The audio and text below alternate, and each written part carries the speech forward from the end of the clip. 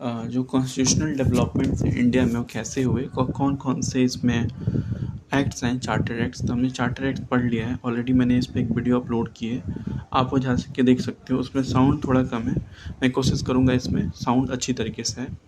तो अभी हम लोग काउंसिल एक्ट को देखेंगे। तो सबसे पहले हम करते हैं कि एक बार रिवीजन कर लेते हैं जो प्रीवियस चार्टर एक्ट है। तो चार्टर एक्ट में होता क्या है कि अभी जो ईस्ट इंडिया कंपनी इस्टेब्लिश होती है, कब इस्टेब्लिश होती है, 1690 में इस्टेब्लिश होती है। और इसके बाद धीरे धीरे इसमें चेंजेस आते हैं। फॉर एग्जांपल, जब ईस्ट इंडिया कंपनी अपनी यहाँ ट्रेडिंग पोस्ट खोल लेती है और पुर्तगीज़ के साथ इनकी एक छोटी सी लड़ाई भी होती है, बैटल्स वाली, और काफ़ी अपना एक डोमिनेंस ये लोग इंडियन ट्रेड पे रखते हैं। तो 1773 तक देखें, जिसे हम रेगुलेटिंग एक्ट ऑफ 1773 बोलते हैं। तो एक्चुअली में ये लोग क्या, जो भी कंट्रोल है इनके पास रहता है, सेंट्रल एडमिनिस्ट्रेशन रहता है 1773 में, ठीक है। और यहाँ पे ये लोग सुप्रीम कोर्ट एस्टैब्लिश करते हैं। गवर्नर ऑफ बंगाल को अब गवर्नर जनरल ऑफ बंगाल बोला जाता है, और वॉरेन हेस्टिंग्स इसमें अपॉइंट होता है। फिर आप देखते हैं पिट्स इंडिया एक्ट में थोड़ा बहुत रेगुलेशन बढ़ता है जो ब्रिटिश गवर्नमेंट का है। जितनी भी ईस्ट इंडिया कंपनी अपनी पोजीशन इंडिया में रखती है उसे बोला जाता है ब्रिटिश गवर्नमेंट का पोजीशन। आफ्टर दैट आप 1813 में जाते हो। 1813 में जो इनका मोनोपोली है ट्रेड का इंडिया में, उसे ख़त्म किया जाता है। ऑल दो चाइना के साथ जो मोनोपोली है वो बरकरार रहती है इनकी। और धीरे धीरे सोवर्निटी जो ब्रिटिश क्राउन का है वो कंपनी के टेरिटरीज पे बढ़ते जाता है। क्रिश्चियन मिशनरीज भी 1813 के थ्रू ही आती हैं। 1 लाख का पैसा दिया जाता है वेस्टर्न एजुकेशन के लिए। ये सब चीज़ 1813 में आती है। 1853 तक अगर आते आते आप देखो तो बहुत सारे चेंजेस। इसके बीच में एक और एक्ट आता है 1833 का, और उसमें भी काफ़ी जो फाइनल स्टेप सेंट्रलाइजेशन का था उसमें देखा जाता है। 1853 तक आते आते इंडियन लेजिस्लेटिव काउंसिल बन जाता है और ओपन कंपटीशन इंट्रोड्यूस होता है इसमें, और एक काउंसिल बनती है जिसमें 6 मेंबर ऐड किए जाते हैं गवर्नर जनरल के काउंसिल्स में। तो ये चार्टर एक्ट ऑफ 1850 था। अभी हम लोग काउंसिल एक्ट देखेंगे। काउंसिल एक्ट क्या होता है, जब 1857 का रिवॉल्ट होता है उसके बाद काफ़ी डर होता है ब्रिटिश गवर्नमेंट में, तो काफ़ी चेंजेस लेके आती है सिस्टम में ताकि कंट्रोल और बढ़ सके और लोग जो ये रिवोल्ट करते हैं वो रिवोल्ट ना हो सके। तो अब काउंसिल एक्ट देखते हैं कौन कौन से काउंसिल्स एक्ट हैं। तो पहला एक्ट जो आता है government of India act 1858। Government of 1858, इसमें आप देखते हो ये एक्ट था for the good and better government.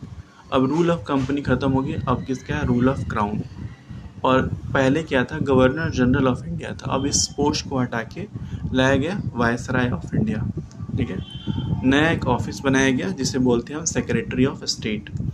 ये सेक्रेटरी ऑफ स्टेट 15 मेंबर की एक काउंसिल थी, और इसमें एक मेंबर ब्रिटिश कैबिनेट का भी होता था, क्योंकि उनको हर चीज़ें देखनी होती थी, क्या क्या चीज़ें हो रही हैं यहाँ की गवर्नमेंट में। इसलिए ब्रिटिश के जो कैबिनेट का एक मेंबर था अब इस सेक्रेटरी ऑफ स्टेट में शामिल था। और चूँकि अब रूल का क्राउन जो है रूल कर रहा है, डेट्स वाई ब्रिटिश का कैबिनेट मेंबर इस सेक्रेटरी ऑफ स्टेट में एक 15 मेंबर की जो काउंसिल है उसमें वो रहता है। पहला वायसराय की बात करें तो ये लॉर्ड कैनिंग बनता है इसमें। और यहाँ पे जो dual government Pitt's India act के थ्रू इस्टेब्लिश की जाती है उसे ख़त्म की जाती है। Pitt's India act, dual government क्या था एक्चुअली में, पिट्स इंडिया एक्ट के टाइम में जो डिफरेंट ये था कि जो ब्रिटिश उनका पॉलिटिकल फंक्शंस अलग था, हर चीज़ें रिपोर्ट करनी होती थी वहाँ पे। तो एक इंडिया और ब्रिटेन के बीच में एक ड्यूल गवर्नमेंट सा बन चुका था, क्योंकि कंपनी की टेरिटरीज को लोग ब्रिटिश पोजीशन बोलते थे। तो यहाँ पे ये ड्यूल गवर्नमेंट जो है ये एंड हो जाता है यहाँ पे। यहाँ तक कि डॉक्ट्रिन ऑफ लैप्स भी यहाँ पे ख़त्म हो जाती है।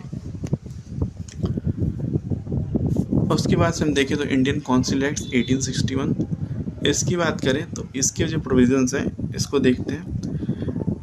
तो कहा जाता है कि इसमें अब क्या होता है, डिसेंट्रलाइजेशन शुरू किया जाता है। जो 1833 का जो रूल था 1833, उसको क्या बोला जाता है, final step toward the centralization. अब तो इन्होंने सेंट्रलाइज कर चुके हैं, अब डिसेंट्रलाइज कर रहे हैं। डिसेंट्रलाइज का मतलब कि पहले इन्होंने इंडिया पे पूरा अपना एक प्रभुत्व जमा लिया सेंट्रलाइजेशन के थ्रू।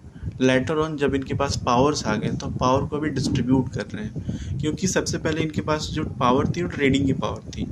और छोटे छोटे जगहों पे पॉलिटिकल इनका इस्टेब्लिशमेंट था। लेटर ऑन इन्होंने इसको इम्प्रूव किया और यहाँ से इनिशिएट होता है प्रोसेस ऑफ डिसेंट्रलाइजेशन। और इसमें क्या जाता है, जो भी लेजिस्लेटिव पावर्स हैं बॉम्बे और मद्रास के, उसको रिस्टोर किए जाते हैं। Viceroy nominated some Indians and non official members of his expanded council. और वायसराय क्या करता है, नॉमिनेट करता है कुछ अपने Indians and non official members अपने एक्सपेंडेड काउंसिल्स में। 3 नॉमिनेटेड जो मेंबर्स होते हैं उसमें एक है Raja of Banaras, Maharaja of Patiala and sir Dinkar Rao. Viceroy also power to issue ordinances of the emergency. और वायसराय को ये भी पावर दिया जाता है कि वो इमरजेंसी डिक्लेयर कर सकता है, ऑर्डिनेंस ला सकता है। और ये ऑर्डिनेंस कितने महीने के लिए वैलिड होगा, 6 मंथ्स के लिए। उसके बाद देखते हैं, also empowered the viceroy to frame rules of business. जितने बिजनेस रूल्स हैं ये फ्रेम कर सकता है। नए लेजिस्लेटिव काउंसिल्स बने किसके लिए, बंगाल, पंजाब और NWFP, नॉर्थ वेस्टर्न फ्रंट, जो नॉर्थ वेस्ट का जो पार्ट है अफगानिस्तान से रिलेटेड, वहाँ पे statutory regulation of portfolio system लाया गया यहाँ पे। और ये इंट्रोड्यूस किया गया था लॉर्ड कैनिंग के द्वारा। तो ये सब इम्पोर्टेंट चीज़ें हैं इंडियन काउंसिल एक्ट 1861 में। एक बार रिव्यू करते हैं क्या हुआ, क्या क्या चीज़ें हुई, जो प्रोविजंस इसमें थे। यहाँ से सोर्स ये होता है, इनिशिएट किया जाता है प्रोसेस ऑफ डिसेंट्रलाइजेशन। जितने भी लेजिस्लेटिव पावर्स हैं जो बॉम्बे और मद्रास से छीन लिए गए थे वापस इनको दिए जाते हैं। तो बॉम्बे और मद्रास की पावर क्यों छीने गए थे, तो सबसे पहले क्या होता था कि हमारा जो हम लोग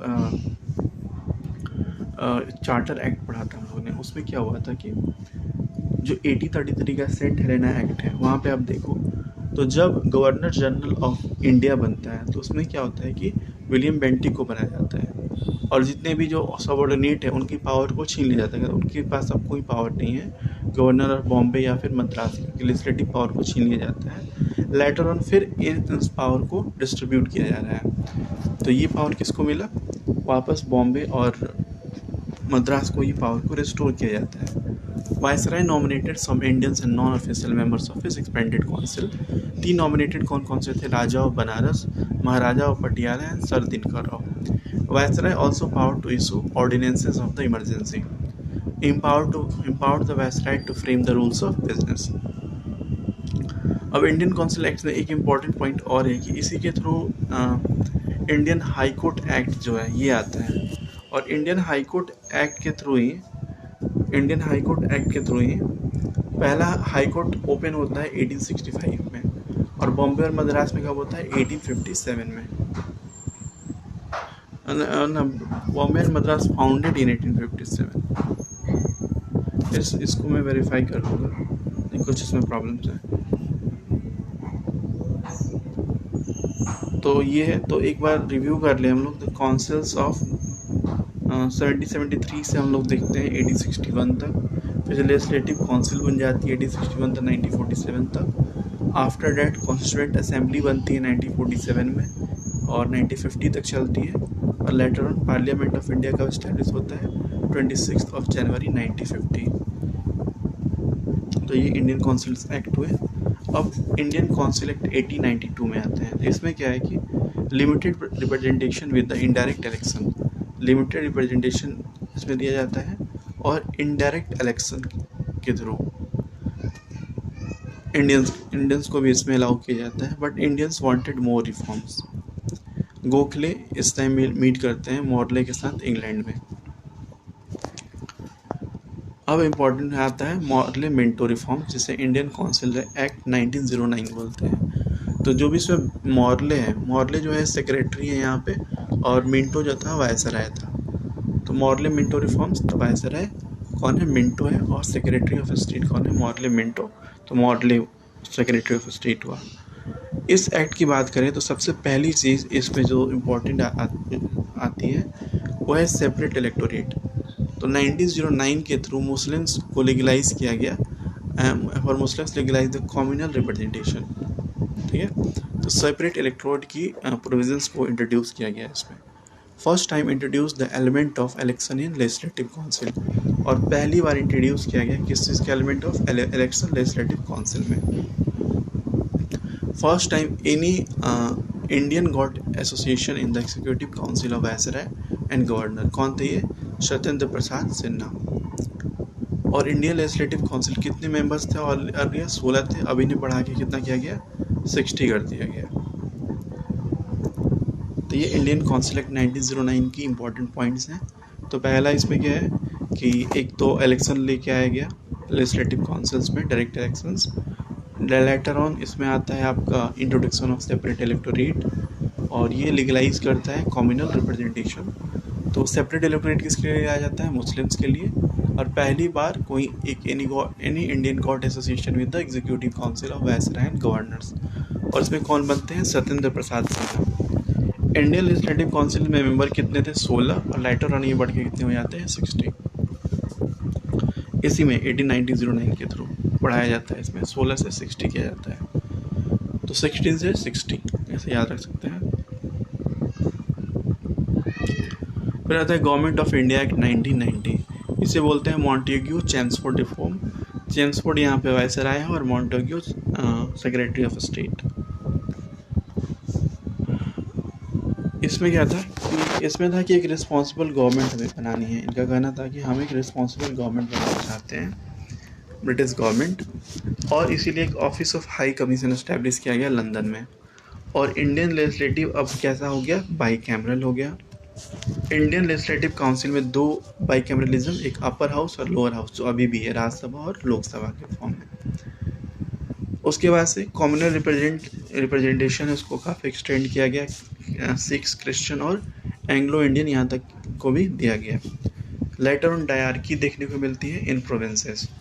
तो डायरकी इन प्रोविंसेस मतलब क्या है कि सब्जेक्ट जो है एडमिनिस्ट्रेशन के वो डिवाइड किए जाएंगे ऑफिशियल मेंबर्स और इलेक्टेड मेंबर के बीच में।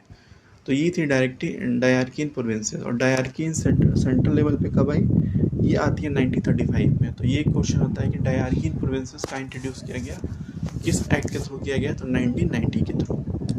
Created the central public service commission in 1926। Limited franchise का एक प्रोविजन आया इसमें।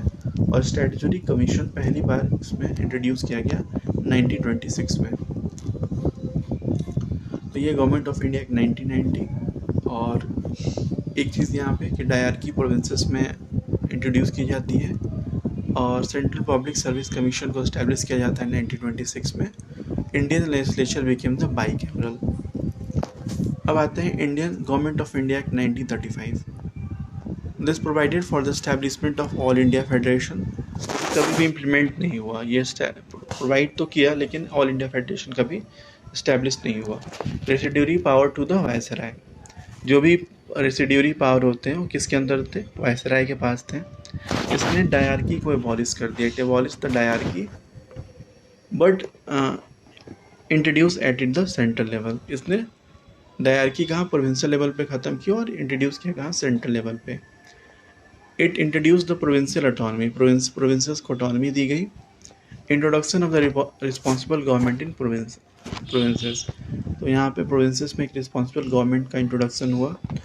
बाई कैमरलिज्म इंट्रोड्यूस किया गया यहाँ पे। 6 आउट ऑफ 11 प्रोविंसेस, जितने भी प्रोविंसेस थे, टोटल 11 प्रोविंसेस थे, उसमें 6 में बाई कैमरलिज्म को इंट्रोड्यूस किया गया। Extension of the principle of communal representation by providing the separate electorate for the depressed class. तो सेपरेट इलेक्टोरेट मिलता है किसको? डिप्रेस्ड क्लास को सेपरेट इलेक्टोरेट दिया जाता है।